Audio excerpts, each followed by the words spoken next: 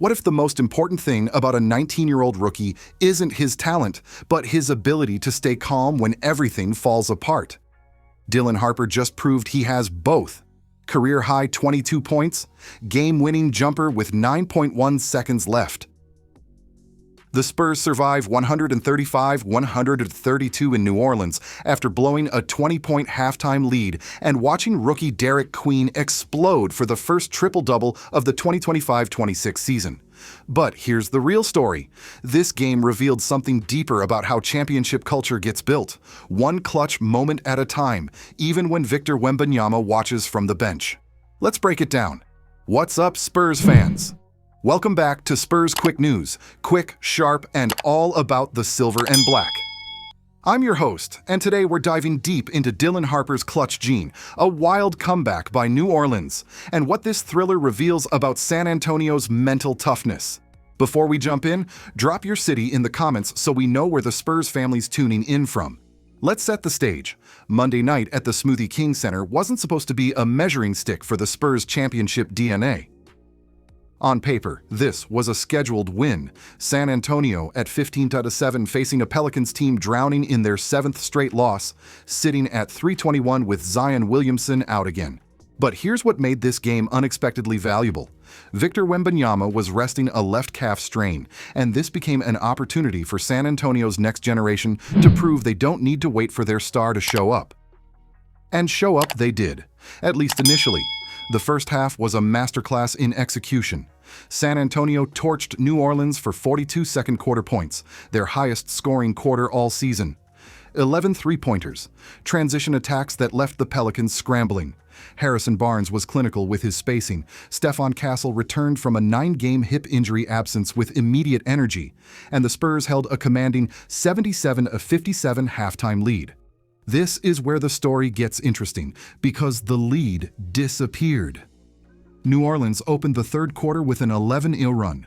Rookie Derik Queen, invisible in the first half with just 4 points, suddenly caught fire and dropped 21 points in the third quarter alone. By the time the Pelicans took their first lead since early in the game at 102-100, heading into the fourth, San Antonio faced a critical question. Could they finish?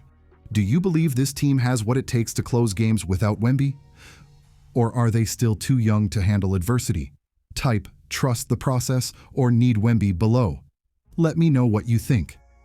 Here's the narrative everyone's missing. This game wasn't about defensive collapse. It was about two lottery rookies announcing themselves in the same night, on opposite sides of a must-win moment. Dylan Harper and Derik Queen both entered this league as top 15 picks with something to prove. Harper, the number 2 overall selection, arrived in San Antonio, expected to fit seamlessly into a backcourt featuring De'Aaron Fox and Stephon Castle. Queen, traded up to number 113 by New Orleans in a move that cost them a future first-rounder, came with questions about whether his game would translate. Monday night, they both answered emphatically. Queen's third-quarter explosion wasn't just scoring, it was a clinic in basketball IQ. 21 points on perfect shooting, yes, but watch the tape and you'll see something deeper. A 6'9" rookie center who can handle the ball on the perimeter, make reads in traffic, and attack mismatches with patience. His final stat line, 33 points, 10 rebounds, 10 assists. Making him the first rookie with a triple-double this season proves New Orleans found something special. But here's where Dylan Harper's performance gets fascinating. He didn't dominate. He was efficient. 10 for 16 shooting, 22 points that came within the flow of San Antonio's offense. No forced hero ball, no panicking when the lead evaporated. Just steady, confident basketball from a teenager who understood that clutch isn't about volume, it's about timing. And when the moment arrived with the Spurs trailing 132-131 and 30 seconds left, Harper didn't hesitate. Pull-up jumper in the lane. Bucket. Spurs 133, Pelicans 132. That's the difference between talent and maturity. Here's the part nobody's talking about. The Spurs' defense in the second half wasn't bad. It was unprepared for how good Derik Queen could be. New Orleans threw a zone that confused San Antonio's young guards, and Queen became the release valve, hitting cutters and finishing through contact. That's not a defensive breakdown. That's a rookie out-executing a game plan. Would you rather have Dylan Harper's clutch gene or Derik Queen's all-around versatility? Comment Harper or Queen below. Curious to see where Spurs Nation lands on this. If you're enjoying this deep dive, smash that like button. It helps us keep breaking down games like this. This is where Mitch Johnson earned his paycheck. With 2 minutes left, the Spurs faced a 1-point deficit and a Pelicans crowd smelling blood. Johnson's decision? Trust the young core. No panic timeouts, no overcoaching. Just let Dylan Harper, De'Aaron Fox, Harrison Barnes, Stephon Castle, and Kelly Olynyk figure it out together. And figure it out they did. Harper hit the go-ahead jumper.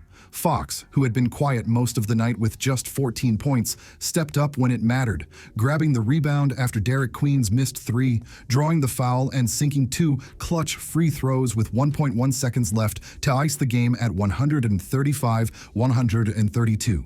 That's veteran composure from a 27-year-old all-star who knows exactly when to take over. But the unsung hero? Stephon Castle. The 2024-25 Rookie of the Year returned from a 9-game absence and didn't try to do too much. 18 points, solid defense, smart decisions. Most importantly, he gave San Antonio another ball handler who could break pressure and keep the offense flowing when New Orleans ramped up their zone.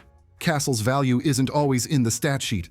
It's in how the team operates differently when he's on the floor. With him, Fox, and Harper all healthy for the first time this season, the Spurs suddenly have 3 guards who can create, defend, and make plays in crunch time.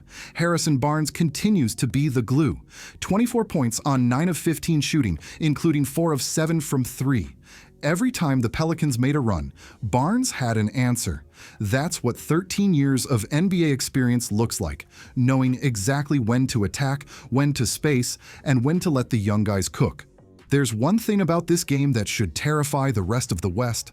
The Spurs won without their best player and still found 4 guys who could close. Would you trust this closing 5 in a playoff series?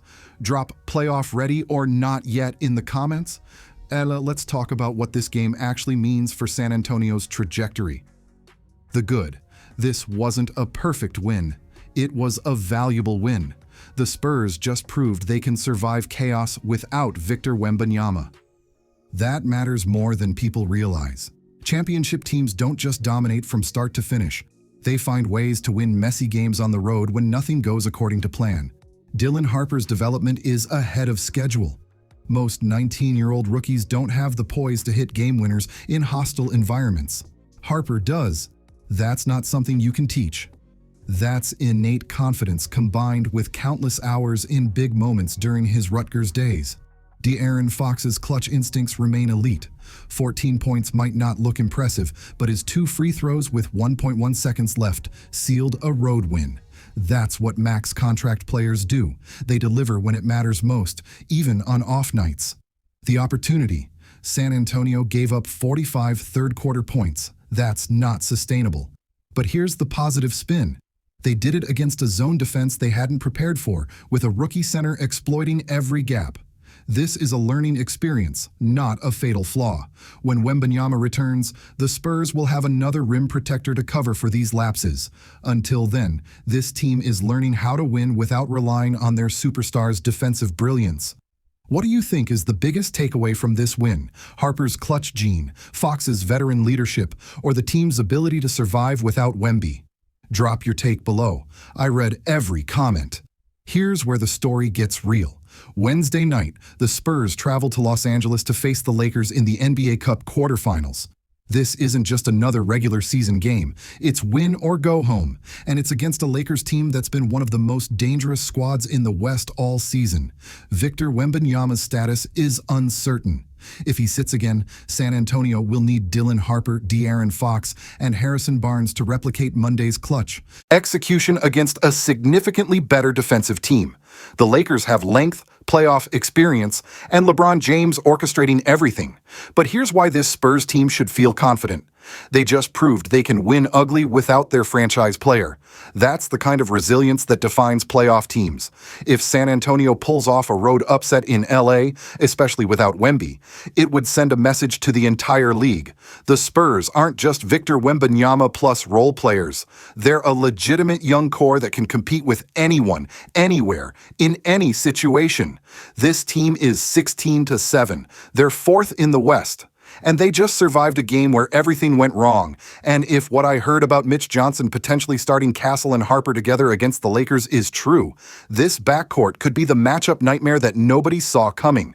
If this breakdown gave you a new perspective on what the Spurs are building, smash that like and share it with someone who needs to see how special this young core is becoming. Subscribe and turn on notifications so you don't miss our Lakers preview, especially if that rumored Harper-Castle backcourt experiment actually happens. Dylan Harper just announced himself as a closer. Harrison Barnes is still delivering in crunch time, and this Spurs team is learning how to win when nothing goes according to plan. Until next time, stay silver and black, stay sharp, peace.